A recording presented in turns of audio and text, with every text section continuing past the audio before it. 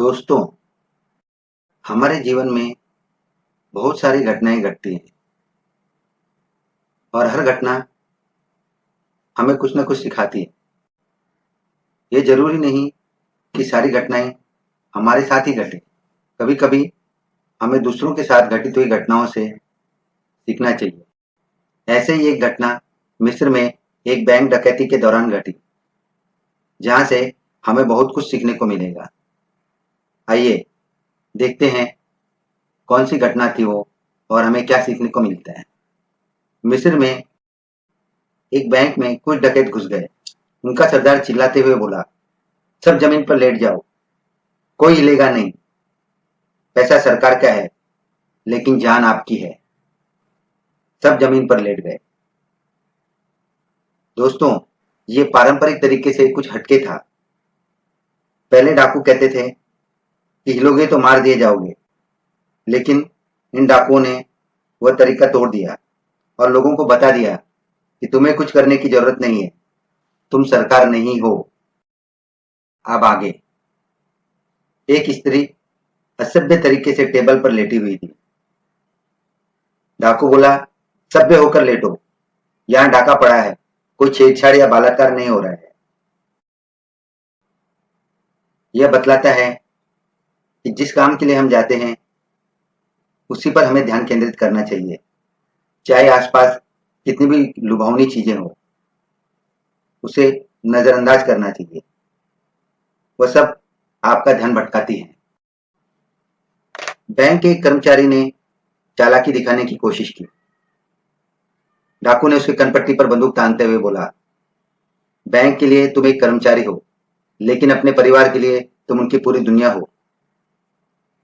क्या तुम उनकी दुनिया उजाड़ना चाहते हो? कल्पना करो, तुम्हारे बगैर तुम्हारे परिवार की हालत कैसे होगी। इसे कहते हैं दृश्यम। मनुष्य के सामने उसके परिवार की कल्पना घूम गई। वह गलती से भी अब नहीं दोहराएगा।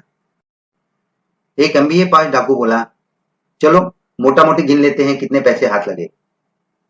तो सरदार ने फटकारते हुए कहा, बेवकूफ, इसमें समय बर्बाद नहीं करना है। आज शाम को टीवी पर देख लेंगे। इससे कहते हैं तजुर्बा। हर पल कीमती है, समय बर्बाद नहीं करना चाहिए। आजकल तजुर्बा क्वालिफिकेशन से ज्यादा मायने रखता है।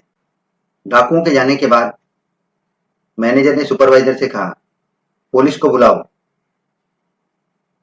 सुपरवाइजर बोला, जरा ठहरो, यही वो मौका है जब हमने गबन किए हुए पैसे हम ठिकाने लगा सकते हैं।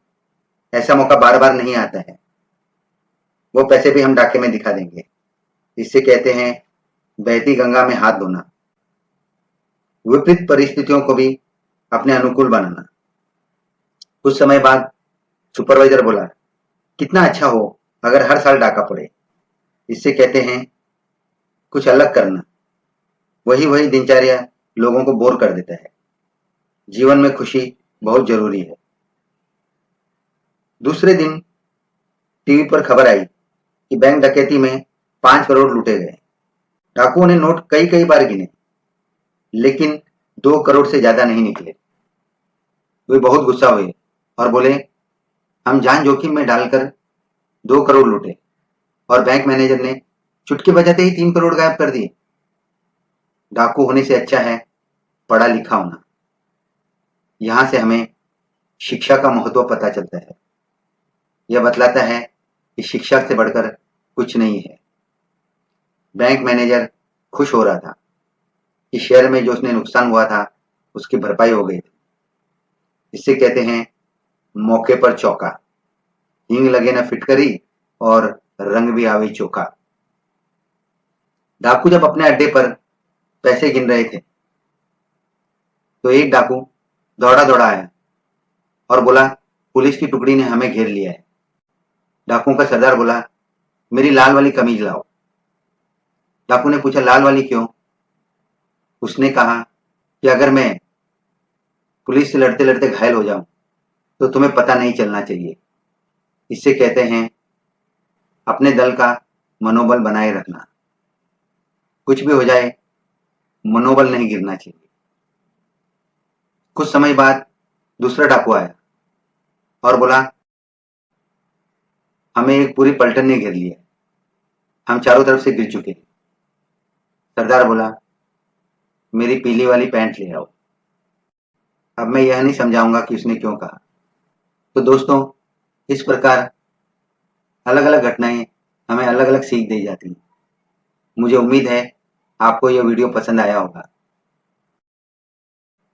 अगर आपको पसंद आया तो इसे लाइक और शेयर कीजिए और कमेंट लिखना ना भूलिए। वीडियो देखने के लिए धन्यवाद।